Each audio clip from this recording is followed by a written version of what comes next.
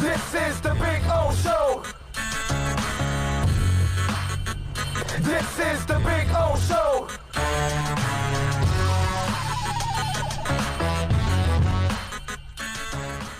One more. We've got Chan Gailey, the offensive coordinator of the Miami Dolphins. He spoke yesterday. That was Flores today. We have yesterdays from Flores on Monday, but we labored on Monday. So it's there. It's already podcasted from yesterday. But let's play Chan Gailey from yesterday, talking a little bit about the offense, because I thought he had a couple of interesting points in his press conference. Go ahead, Bill. Coach, good morning. Want to ask, what went into the coaching staff's decision to name Ryan Fitzpatrick the season opening starter? I think, first of all those kind of questions go to Coach Flores and not to me. He is the one that makes the final decision on that. But I think last year's play and this year's preparation and play played a lot into the decision. Josh? Hey, Chan, good to see you, man. The opportunity to get a player like Lynn Bowden, how do you see his skill set kind of fitting in? And you know, we asked Flo earlier, he kind of plays that, it seems like that, versatile role like Malcolm Perry. Just how do you see his skill set fitting into your scheme? To be honest with you, I don't know a lot about him. I didn't study him coming out. Now, all I know is what Coach Flores and Coach Grizzard said to me about what he can do and what he's capable of. So it's going to be somewhat of a wait and see for me because I just don't know enough about him. Adam Beasley? Chan, you've had more than a few trips to Foxborough in your career. I was wondering, probably some good memories, some bad. What makes that place so hard to win? They got good players is one thing. That when you have good players, it's hard to win. I don't care if you're home or away. They've won a bunch. They believe they can win. You have to go fight your rear off to win up there. It's always been a tough place to play, but the good thing about it is the players on the field that get to go play the game and make the difference. Our crew went up there last year and won, so I think they have a great belief about what they're capable of doing. Joe Shad. Good morning, Chan. Good to see you. What were some of the key factors that went into the staff's decision on who to go with it, right guard and right tackle? I think you look at the overall play during camp of guys, maturity aspect of things. You look at the athletic aspect of things. And when you take all that into account, you come up with the best five that you can get on the field. And that's not just right guard and right tackle. That's the whole line. It's every position. Coach wants a lot of competition, and I think we had that.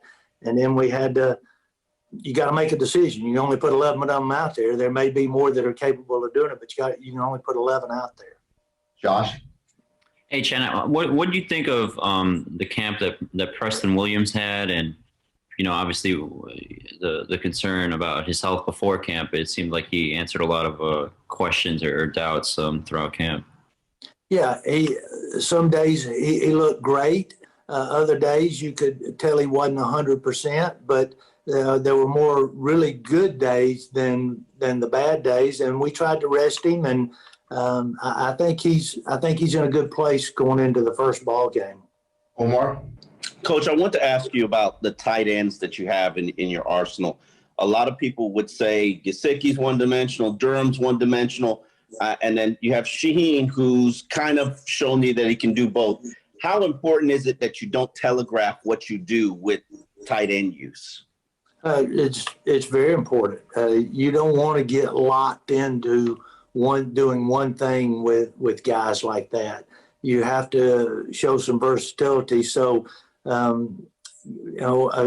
guy like Mike that's envisioned as just a receiver and not a blocker, we've worked hard to help him get better as a blocker, and I think he's done that. And I think we've also done the same thing with Durham. We've worked hard with him to help his receiving, and he's worked hard at it, and I think he's gotten better at it. So hopefully we've got balance there more than people might think at this point. Cam? Hey, Chan, obviously we know you know Fitz well. I wanted to see if you could give us some insight on what value you think he still provides for the team as both a, on field and off field. His leadership is unbelievable. His understanding of the game is right up there with the best. And he understands not only what we're trying to do, he understands what the defense is trying to do. And that gives any quarterback a leg up when they can do that. So it wasn't necessarily that way our first year together in Buffalo, but he's gotten to the point the last 6 or 7 years that's been a real asset for him. So his leadership, I think his accuracy has improved since we were together last. And I think that his knowledge is great. And the other thing is he loves the game. He's a competitor. He wants to win. And you got a competitor at quarterback, that goes a long way. Al? Chan, I wanted to ask you about your plans for Sunday. Are you going to be on the field or upstairs? And what do you see as the benefits to either one? I've always, when I hadn't been a head coach, when I was a coordinator, I've always been upstairs. The calmness of being able to think through the next series, of being able to look at the pictures and think about things without somebody coming up to you and telling you they were open on the last play. Why don't you get me the ball? All that stuff. It's great to just sit there and think about how you need to go about beating the defense the next time out. And you can spread out and just have some calmness is what I like about it. All right, we have time for one more. We'll go to Joe Shad. Just so you know, Jakeem was always open. Yeah, they always are. They're always open. My question is, what do you enjoy most about the calling the ball plays on game day? That is a great question. You're in the business because you like to win. Everybody says they want to compete, but no, you want to win. That's what you're trying to do. You compete in order to be able to win. If you don't compete, you won't win. So yes, you want to compete, but I love winning, and it may be winning a series, it may be winning a half, but ultimately you're about winning the game. And the good thing about it is I've over the years realized the most important thing is at the end of the ball game to have one more point than the other guys. That's a successful day, because if we go out and win 15-14, you guys will say how bad we are on offense and right, but we won. If we win 43-42, you'll talk about how great we were, but we won. The biggest thing is to go win the game. And so I like winning. That's what I enjoy about play calling is winning. And I don't think I got all the answers, but I hopefully have enough to help us win. When you hear Chan Gailey, and this is one of the things, and that last comment was my favorite one, because I thought people thought it was almost like a novelty that they signed him, and that, oh, well, he's too old. And lots of coaches are old. And I want a guy that has experience, and I love that he's the kind of guy that's run different kinds of offenses, and different pro teams to college. I mean, you go from Georgia Tech to the NFL, you're running night and day what you're running at Georgia Tech. And so to me, I thought that's one of the things that I liked about the addition of Chan Gailey. I saw what he did here when he was here years ago, and I saw it firsthand. I was a beat guy in those days, and I thought he did a good job when he was here with us.